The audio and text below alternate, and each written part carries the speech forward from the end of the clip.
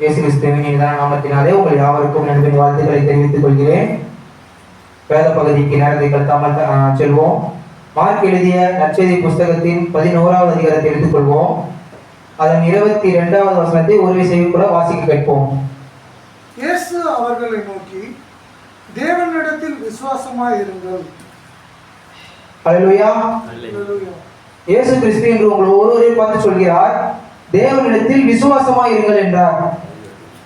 உங்களுடைய சூழ்நிலை எவ்வளவு மோசமாக இருந்தாலும் சரி, உங்களுடைய சூழ்நிலை எவ்வளவு கடினமாக இருந்தாலும் சரி, ஆண்டவராகிய இயேசு கிறிஸ்து உங்களை பார்த்து சொல்கிற ஒரே ஒரு வார்த்தை, தேவனிடத்தில் விசுவாசமாய் இருங்கள். நீங்கள் பல்லாயிரக்கணக்கான கேள்விகளோடு கூட இங்கே அமர்ந்திருக்கலாம். உங்கள் யோசனைகள் என்னவாக கூட இருக்கலாம். உங்கள் ஆயிரக்கணக்கான கேள்விகளுக்கு இயேசு கிறிஸ்துவின் ஒரே ஒரு பதில், தேவனிடத்தில் விசுவாசமாய் இருங்கள். ஏனென்றால் இயேசு கிறிஸ்துவுக்கு நன்றாக தெரியும், தேவனிடத்தில் விசுவாசம் இல்லாமல் ஒரு பதிலை கூட பெற்றுக்கொள்ள முடியாது. முதலாவது, நாம் தேவனிடத்தில் போகும் பொழுது, தேவனுடைய சமூகத்திற்கு போகும் பொழுது, அவர் உண்டு என்று, என் மீட்பர் உயிரோடு இருக்கிறார் என்று விசுவாசிக்க வேண்டும். பின்பு அவரை தேடுகிறவர்களுக்கு அவர் பலன் அளிக்கிறார் என்றும் விசுவாசிக்க வேண்டும். அதனால்தான் இயேசு கிறிஸ்து தன்னை வேண்டிக் கொண்ட அனைவரிடத்திலும் அவர் கேட்கிற ஒரே கேள்வியானது, நீ விசுவாசிக்கிறாயா? நீ விசுவாசிக்கிறாயா? உன்னால் விசுவாசிக்க கூடுமா? ஏனென்றால் விசுவாசம் இல்லாமல் ஒன்றையும் பெற்றுக்கொள்ள முடியாது. அடுத்ததாக, நீங்கள் ஜெபம் பண்ணும் போது எவைகளை கேட்கிறீர்களோ அவைகளை பெற்றுக்கொள்வோம் என்று விசுவாசியுங்கள். உங்களுக்கு சூழ்நிலை கடினமாக இல்லாமல், மோசமாக இல்லாமல், உங்களுக்கு சாதகமாக இருக்கும் நேரத்தில் உங்களால் ஜெபம் பண்ண முடியும். அல்லேலூயா. ஏனென்றால் உங்களுக்கு எந்த ஒரு டாஸ்கும் இல்லை, சேலஞ்சும் இல்லை. ஆனால் உங்களுடைய சூழ்நிலை உங்களுக்கு ஆப்போசிட்டா இருக்குன்னா, நீங்க துன்பப்படுற நேரத்துல என்ன பண்ணுவீங்க? ஜெபம் பண்ணுவீங்களா? அது ஆண்டவர் ஒரு கட்டளையா கொடுத்திருக்காரு. யாக்கோபு 5ஆம் அதிகாரம் 13ஆம் வசனத்தில் இவ்வாறாக சொல்லப்பட்டிருக்கு, உங்களில் ஒருவன் துன்பப்பட்டால் அவன் ஜெபம் பண்ண கடவன். When you are in trouble you should pray. This is not a commandment, it's an order from heavenly Father. ஆண்டவராகிய இயேசு கிறிஸ்துவின் கட்டளையாக கொடுக்கப்பட்டது.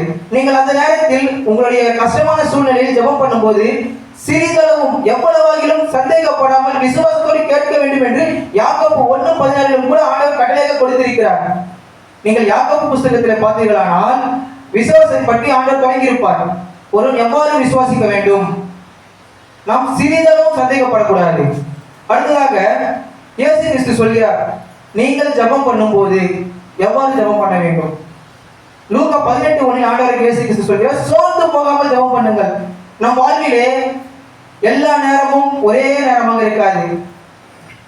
அப்ஸ் அண்ட் டவுன்ஸ் வரதான் செய்யும். நல்லா இருப்போம், கஷ்டப்படுவோம், திருப்பி நல்லா இருப்போம், கஷ்டப்படுவோம். அதனால நம்ம விசுவாசத்தை இறங்கிறது ஏற்றத்தில் இருக்கக்கூடாது. நீங்கள் சோர்ந்து போகாமல் ஜெபம் பண்ணும்போது எவைகளை கேட்டுக்கொள்கிறீர்களோ அப்பொழுது அவைகளை பெற்றுக்கொள்வீர்கள் என்று விசுவாசியுங்கள். நன்றாக புரிந்து கொள்ளுங்கள். ஆனால் ஒரு குழந்தையை கேட்டார்கள், ஆனால் ஆண்டவர் இயேசு கிறிஸ்து ஒரு தீர்க்கதரிசியை கொடுத்தார். அந்த ஒரு தீர்க்கதரிசியை மாத்திரம் இல்ல, 3 குமாரர் 2 குமாரத்தையும் சேர்த்து கொடுத்தார். ஏனென்றால் நாம் கேட்கும் தேவன் சிறியவர் அல்ல, நாம் கேட்கும் தேவன் மிக பெரியவர். அவர்கிட்ட நம்ம என்னென்ன கேட்கிறோம், சின்னதா கேட்டால் ஆண்டவர் தர மாட்டார். இந்த உலகத்துக்கு அடுத்த பார்ப்போம். ஒரு பெரிய ஷோரூமுக்கு போறோம், அங்க போயிட்டு ஒரு மேக்ஸ் ஷோரூம் போறோம், பெரிய கார்மெண்ட்ஸ் போறோம், அங்க போயிட்டு ஒரு 300 ரூபாய் ஷர்ட் கேட்டா அவங்க பதில் என்னவா இருக்கும்? இல்லன்னு தான் இருக்கும். இந்த உலகத்துல இருக்க பெரிய விஷயத்திலேயே நம்ம போய் சின்னதா கேட்டா இல்லைன்னு சொல்றாங்க. பரலோகம் பெருசு, நம்ம கேட்கறது பெருசா தான் கேட்கணும். ஒருவேளை நீங்க கேட்டு ஆண்டவர் தரலன்னா நீங்க புரிஞ்சுக்கோங்க, அவருடைய திட்டம் மேலானது. உங்களுடைய 1000 திட்டத்தை விட, உங்களுடைய கோடிக்கணக்கான யோசனையை விட ஆண்டவருடைய ஒரு திட்டம் மேலானது. ஹல்லேலூயா, ஹல்லேலூயா. அடுத்ததாக மத்தேயு 14, மார்க் 6, யோவான் 5 அதிகாரம் இவற்றிலெல்லாம் பார்த்தீர்களானால் இயேசு கிறிஸ்து கடல் மேலே நடந்தார் என்ற சம்பவம் இருக்கும். நன்றாக புரிந்து கொள்ளுங்கள். 5 அப்பம் 2 மீன்களை 5000 பேருக்கு போஷித்த பின்பு, மலை பிரசங்கத்தை முடித்த பின்பு ஆண்டவர் இயேசு கிறிஸ்து அந்த கலிலேய கடற்கரையில் உள்ள ஒரு மலை மேலே ஜெபம் பண்ண தனிமையாக இருந்தார். அவருடைய சீஷர்களோ அக்கறையில் உள்ள கப்பர்நகூமிற்கு சென்றார்கள். அப்படி செல்லும் வழியிலே காற்று பலமாக வீசியது. நன்றாக புரிந்து கொள்ளுங்கள். மார்க் எழுதிய சுவிசேஷ புத்தகத்தை எழுதிக் கொள்வோம். மார்க் 6ஆம் அதிகாரம் 48வது வசனத்தை ஒரு வாசிப்போம். அப்பொழுது காற்று அவர்களுக்கு எதிராக இருந்தபடியினால் அவர்கள் தண்டு வலிக்கிறதில் வருத்தப்படுகிறதை அவர் கண்டு, ராத்திரியில் 4ஆம் ஜாமத்தில் கடல் மேல் நடந்து அவர்களிடத்தில் வந்து அவர்களை கடந்து போகிறவர் போல் காணப்பட்டார். நன்றாய் புரிந்து கொள்ளுங்கள். நீங்க இங்க சீஷர்கள் வந்து இயேசுவே ஐயரேன்னு கூப்பிடல. ஆண்டவராகிய இயேசு கிறிஸ்து மலை மேல இருந்தாரு. வரலாறு சொல்லுது, ஆண்டவராகிய இயேசு கிறிஸ்து மலை மேல இருந்ததுக்கும் அவங்க கப்பல்ல கடல்ல இருந்ததுக்கும் 3 to 4 மைல் தூரம் இருக்குன்னு சொல்லிட்டு யோவான் 5ஆம் அதிகாரத்துல இருக்கும்.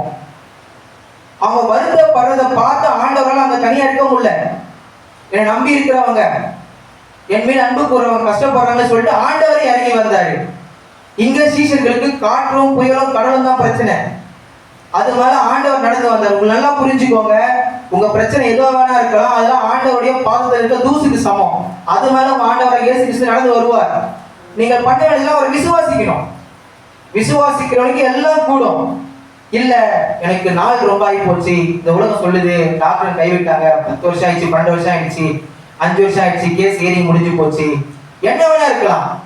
மத்தேயு 9, லூக்கா 8, மார்க் 5 இந்த அதிகாரத்தெல்லாம் பாத்தீங்கன்னா 12 வருடம் பெரும்படுற ஸ்திரீ அவங்களுடைய வாழ்க்கையில பாத்தீங்கன்னா வெறும் கஷ்டம் தான், பாடுகள், உபத்திரம் தான். அவங்க எவ்வளவோ மருத்துவ செலவு போய் பண்ணிருப்பாங்க, பெரிய பெரிய எக்ஸ்பர்ட் டாக்டர்ஸை பார்த்துருப்பாங்க. எல்லாரும் சொல்லியிருப்பாங்க இல்ல உன் வாழ்க்கையில் இதுதான் உனக்கு, நீ சாகிற வரைக்கும் இப்படிதான் இருக்கணும்னு. ஆனா அவங்க பண்ண ஒரே ஒரு காரியம் விசுவாசம். நான் ஆண்டவருடைய வஸ்திரத்தை தொட்டாலாது நான் சுகமாவேன், நான் விசுவாசிச்சுட்டு போறேன்னு சொல்றாங்க. அவ்வாறாகவே அவங்க விசுவாசித்தது என்னவோ அப்படியே நடந்தது. அவங்க விசுவாசத்துக்கு ஆண்டவருடைய வல்லமை புறப்பட்டது. உங்களுடைய விசுவாசம் ஆண்டவருடைய வல்லமையை கட்டவிழ்க்கும், பரலோகத்திலிருந்து வல்லமையை கொண்டு வரும். Level of life is equal to level of glory. Faith which manifests the God's glory. தேவனுடைய மகிமையை கட்டவிழ்க்க உங்கள் விசுவாசத்தினால் கூடும். விசுவாசிக்கிறவனுக்கு எல்லாம் கூடும். விசுவாசமானது நம்பப்படுகிறவரின் உறுதியும் காணப்படாத நிச்சயமா இருக்கு. நீங்க நம்புறது எது மேல இருக்கு? என் மீட்பர் உயிரோடு இருக்காரு. நான் ஜெபம் பண்ண போகும்போது முதலாவது நீங்க தெரிஞ்சு கொள்ள வேண்டியது, ஜெப வேலையில தேவனுடைய சமூகத்துக்கு போகும்போது இயேசு கிறிஸ்து உயிரோடு இருக்காரு நம்பணும். அந்த நம்பிக்கையில நீங்க உறுதியா இருக்கணும். அடுத்ததா காணப்படாத நிச்சயம். கடந்த நாட்கள்ல அநேக அற்புதங்களை ஆண்டவர் செஞ்சார். நமக்கு எவ்வளவு மோசமான சூழ்நிலை பிரச்சனைகளை முடித்து கொடுத்தார். அவற்றை நம்ம கண்டிருக்கோம், பார்த்திருக்கோம். இப்பயும் நம்ம காணாத பிரச்சனைகளை ஆண்டவர் முடிச்சு கொடுப்பார்னு நம்ம மனசு நிச்சயம் வச்சுக்கணும். அல்லேலூயா, அல்லேலூயா. இதுல பிசாசுடைய வேலை என்ன? பிசாசுடைய வேலை இதுல என்ன? ஆண்டவருடைய பதில நமக்கு வரத பிசாசால தடுக்கவே முடியாது. ஆனா ஆண்டவருடைய பதில நம்ம கேட்டு ஜெபம் பண்றோம் இல்லையா, நம்ம ஜெப வேலையில உட்காரும் போது நம்ம சூழ்நிலையை கண்ணுல கொண்டு வருவோம். நம்ம சுற்றி இருக்க மனிதனுடைய பேச்சை கொண்டு வருவோம். இது நடக்காது, இதை போய் ஜெபம் பண்றியே, இதான் முடிஞ்சு போச்சுன்னு சொல்றாங்களே, அது ஜட்ஜ்மெண்ட் வந்துருச்சு, வியாதி குணமாவாது, உங்க விசுவாசத்தை குறைக்கும். நீங்க அதெல்லாம் தாண்டி தான் வரணும். அதுதான் ஆண்டவர் இயேசு கிறிஸ்து 18:1 லூக்கா 18:1ல சோர்ந்து போகாமல் ஜெபம் பண்ணுங்கன்னு சொல்றாரு. அடுத்ததா 2 கொரிந்தியர் 11ஆம் அதிகாரத்தை எடுத்துக்கொள்வோம்.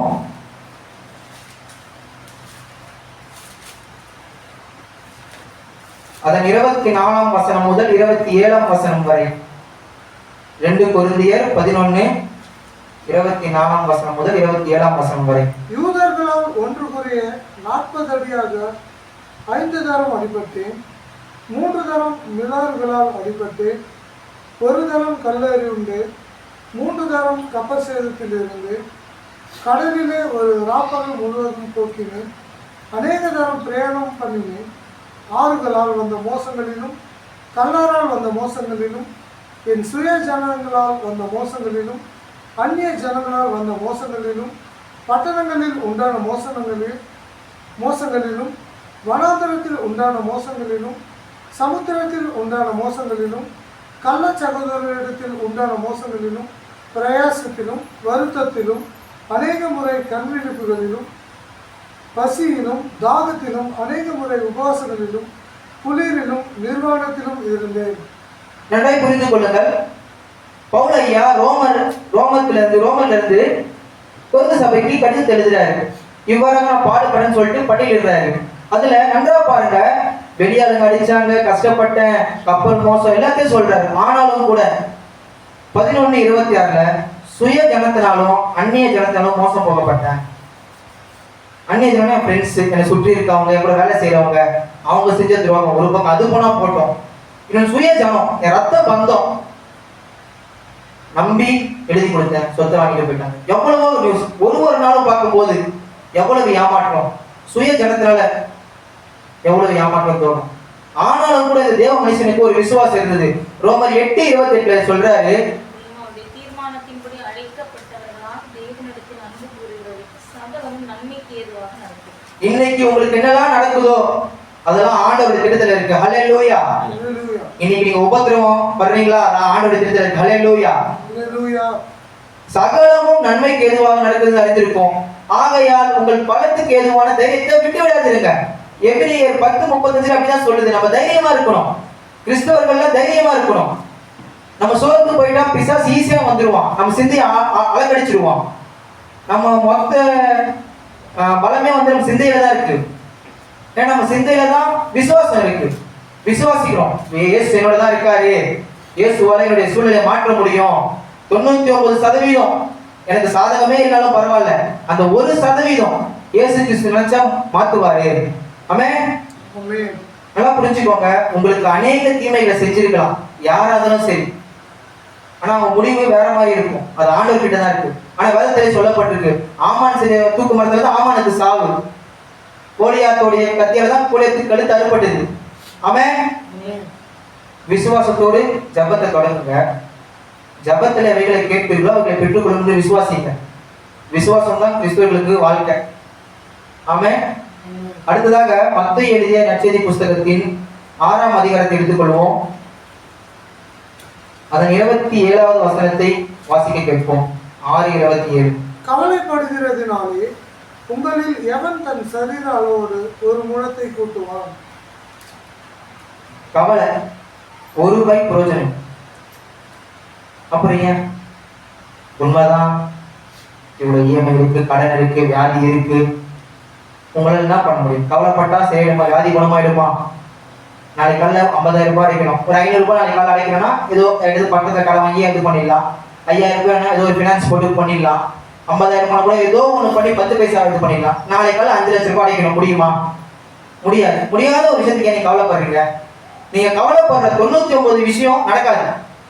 அதுலயே உங்க பாதி உசுறு போயிடும். உண்மைதானே? ஆனா ஆண்டவர் இயேசு கிறிஸ்து சொல்றாரு, நீ கவலைப்படுறதுனால உன்னோட சரீரத்துல 1 இன்ச்சு, சுண்டு வரல 1 இன்ச்சு வளர்க்க முடியுமா? ஆண்டவர் கேட்கிறாரு. ஆனா நான் சொல்றேன், ஆண்டவரை விசுவாசிச்சு அவர் சமூகத்துக்கு போனா உங்க சரீரம் வளரும். மார்க் எழுதிய நற்செய்தி புஸ்தகத்தை எடுத்துப்போம். 3ஆம் அதிகாரத்தை பார்த்தீங்கன்னா, ஒரு சூமின கையுடைய ஒரு மனுஷன், எல்லாருக்கும் தெரிந்த வசனம் தான். அவனை இயேசு அழைத்து அவன் சூமின கையை மறுகை போல சொஸ்தமாக்கினார். இப்ப சூமின கைனா வந்து ஒரு கை நீட்டா இருக்கும், அவன் கை வந்து சூமின கை வந்து சின்னதா இருக்கும். மறுகை போல சொஸ்தமாக்கினார். அப்ப அவன் சரீரம் வளருது. தேவனால் கூடாத காரியம் ஒன்றுமே இல்லை. ஆமென். தேவனால் எல்லாம் கூடும். தேவனால் கூடாத காரியம் ஒன்றுமே இல்லை. யோவான் எழுதிய நற்செய்தி புஸ்தகத்தை எடுத்துப்போம். 4ஆம் அதிகாரத்தை எடுத்துக்கொள்வோம். 46 முதல் 50 வசனம் முடிய. யோவான் 4:46.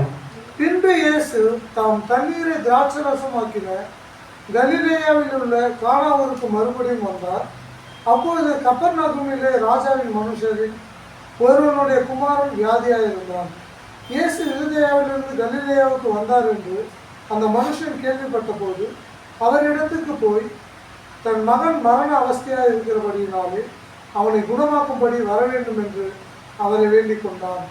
அப்போது இயேசு அவனை நோக்கி, நீங்கள் அடையாளங்களையும் அற்புதங்களையும் காணாவிட்டால் விசுவாசிக்க மாட்டீர்கள் என்றார். அதற்கு ராஜாவின் மனுஷன், ஆண்டவரே, என் பிள்ளை சாகிறதற்கு முன்னே வர வேண்டும் என்றான். இயேசு அவனை நோக்கி, நீ போகலாம், உன் குமாரன் பிழைத்திருக்கிறான் என்றார். அந்த மனுஷன் இயேசு சொன்ன வார்த்தையை நம்பி போனான். நன்றாக புரிந்து கொள்ளுங்க.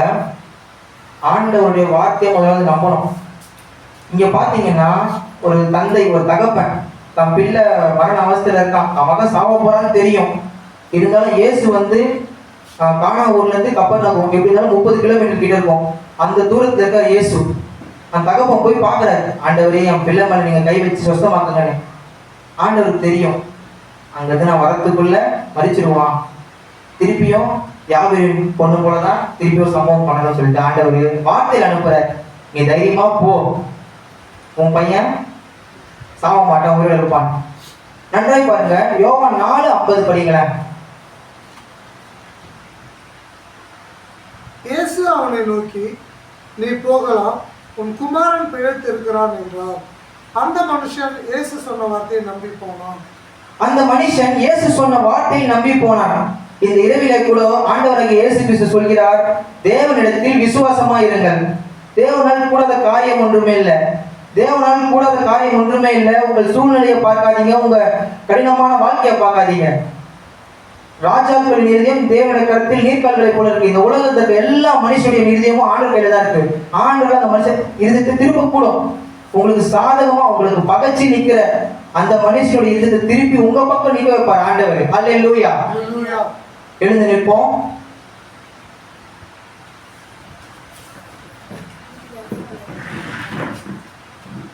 இப்போ விசுவாசத்தோடு கடலை பாடுவோம். உம்மால் கூடும் எல்லாம் கூடும், ஒரு வார்த்தை சொன்னால் போதும். ஐயா உம்மால் கூடும் எல்லாம் கூடும், ஒரு வார்த்தை சொன்னால் போதும். ஐயா ஒரு வார்த்தை சொன்னால் போதும். ஐயா ஒரு வார்த்தை சொன்னால் போதும். விண்ணப்பத்தை